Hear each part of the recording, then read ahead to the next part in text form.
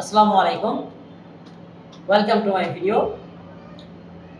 আজকে আমরা স্পিকিং এবং প্রোনাউন্সিয়েশন ইংলিশের শুদ্ধ উচ্চারণ নিয়ে গুরুত্বপূর্ণ একটি অধ্যায় শিখব। যারা আমার ভিডিওটি দেখছেন কাছে থেকে অথবা দূরে থেকে, সবাইকে জানাচ্ছি আন্তরিক শুভেচ্ছা এবং অভিনন্দন। আজকের টপিকটি অ্যাসপিরেশন। তিনটা লেটার আছে, যেমন একটা হচ্ছে পা, টা, কা। এই তিনটা লেটার পা, একটা হচ্ছে পা, একটা হচ্ছে টা, একটা হচ্ছে কা। এই উচ্চারণগুলো, এই লেটারগুলোর উচ্চারণ কখনো কখনো হালকা এইচ এর সাথে উচ্চারিত হয়। আবার বলছি, পা, টা, কা। এই তিনটা লেটার কখনো কখনো ইংলিশ শব্দের মধ্যে যখন আমরা পাই, তখন কখনো কখনো এটা হালকা এইচ, যেমন প না হয়ে পা, ট না হয়ে ঠা। খেয়াল করলে বুঝতে পারবো, ঠা ঠা যখন আমি বলছি তখন একটু কিন্তু এইচ হা উচ্চারণ হচ্ছে, ঠা খা ফা। যখন আমি ফা ঠা খা বলছি, তাহলে এই লেটারগুলো যখন আমি হালকা এইচ এর সাথে উচ্চারণ করছি, তখন এটাকে বলা হয় অ্যাসপিরেশন। তাহলে আবার একটু বলছি যে অ্যাসপিরেশন জিনিসটা কি।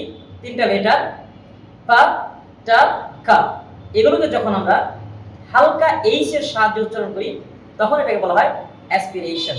তাহলে এই অ্যাসপিরেশনটা কখনো কখনো হয়, কখনো কখনো হয় না।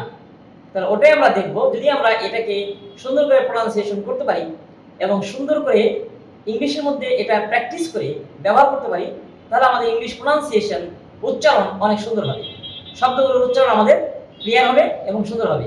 তাহলে আমরা দেখি কোন জায়গায় অ্যাসপিরেশন হয়, কোন জায়গায় ফা হয়, ছা হয়, খ হয়, আর কোন জায়গায় শুধু প, ট, ক হয়।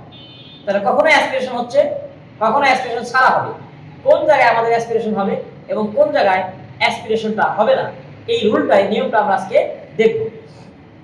তাহলে এক নম্বর রুল হচ্ছে, যদি কখনো কোনো শব্দের প্রথমে এই লেটারগুলো আসে, অর্থাৎ পি, টি, কে, পা, টা, কা, এই তিনটা লেটার যদি কখনো শব্দের প্রথমে আসে, তাহলে এটা অ্যাসপিরেটেড, অ্যাসপিরেশন হবে। ফর এক্সাম্পল, পেন, এই শব্দটার প্রথমে পি আছে, তাহলে এটা অ্যাসপিরেশন হবে পা। তাহলে এই পিটা প না হয়ে প হবে, তাহলে উচ্চারণ হবে ফেন, উচ্চারণ হবে ফেন। ফ্যান্সিল, এই শব্দটার প্রথমে পি আছে, তাহলে এটা অ্যাসপিরেশন হবে, যেহেতু শব্দের প্রথমে আছে ফ্যান্সো, তাহলে এটা হবে ফ্যান্সো, ফ্যান্সো। তাহলে পটা একটু অ্যাসপিরেটেড হবে, ফ্যান্সো।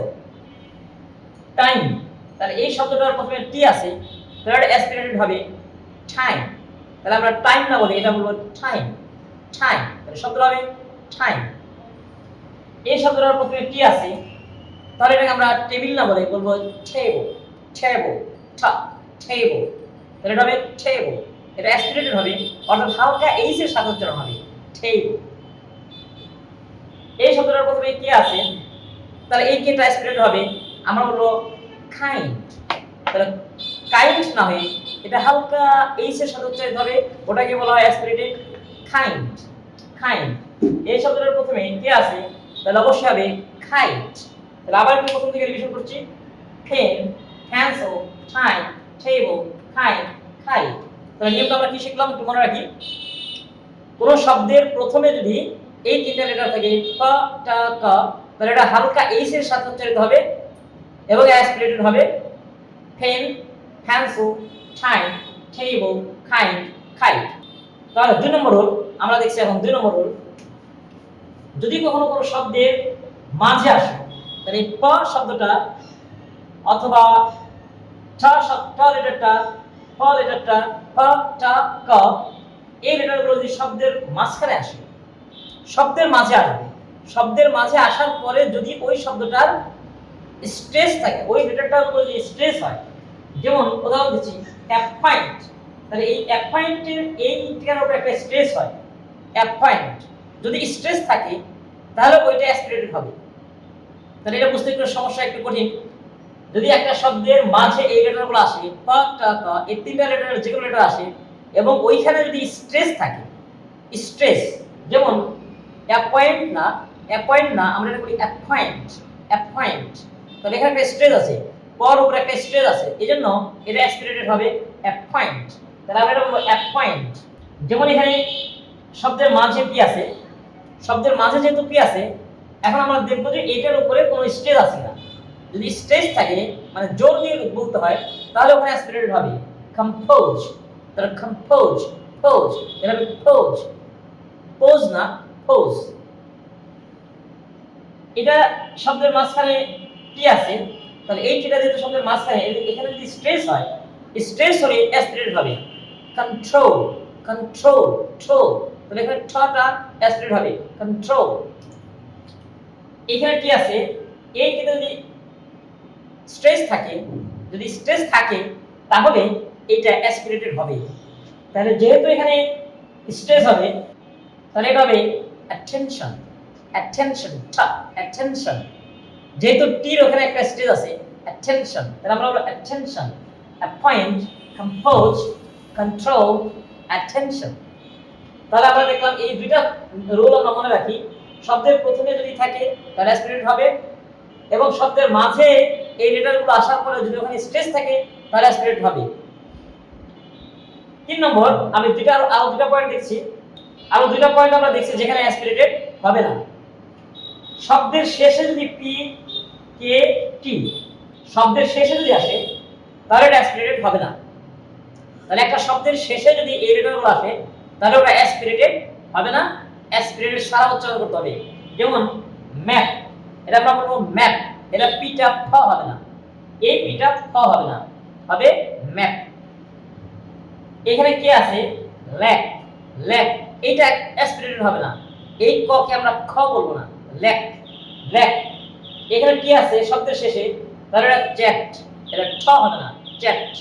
আবার বলছি শব্দের শেষে যদি আসে তাহলে অ্যাসপিরেটেড হবে না, যেমন ম্যাপ, ল্যাক, চ্যাট। এখন আরো কিছু জায়গায় অ্যাসপিরেটেড হবে না। এস এর পরে যদি পি আসে, এস এর পরে যদি পি আসে তাহলে এটা অ্যাসপিরেটেড হবে না, এটা নরমাল উচ্চারণ হবে স্পিক, যেমন স্পিক, এটা স্পিক হবে না, স্পিক। এস এর পরে যদি পি আসে স্পাই, তাহলে যেমন এই শব্দের মধ্যে এস এর পরে পি তাহলে এটা স্পাই হবে, স্পাই হবে না, তাহলে স্পাই।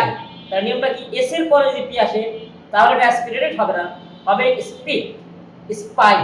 এটাকে স্পাই বলা যাবে না, এটাকে স্পিক বলা যাবে না। এস এর পরে যদি কি আসে তাহলে যেমন স্কাই, এটা অ্যাসপিরেটেড হবে না, স্কাই হবে, স্কাই হবে না। স্কিল, এটা স্কিল হবে, স্কিল হবে না। এস এর পরে টি আসলে স্টপ, তাহলে স্টপ, এটাকে স্টপ বলা যাবে না, এটা অ্যাসপিরেটেড হবে না, স্টপ। স্টেজ, তাহলে নিয়মটা কি হলো, নিয়মটা হলো যদি এস এর পরে পি টি কে এই তিনটা লেটার এস এর পরে আসে তাহলে বলা অ্যাসপিরেটেড হয় না, অ্যাসপিরেটেড সারা উচ্চারণ হয়। যেমন speak, spy, sky, skill, stop, stage, এগুলো কখনোই হবে না। স্পিক, স্পিক হবে, স্পিক হবে না। স্পাই হবে, স্পাই হবে না। স্কাই হবে, স্কাই হবে না। স্কিল হবে, স্কিল হবে না। স্টপ হবে, স্টপ হবে না। স্টেজ হবে, স্টেজ হবে না।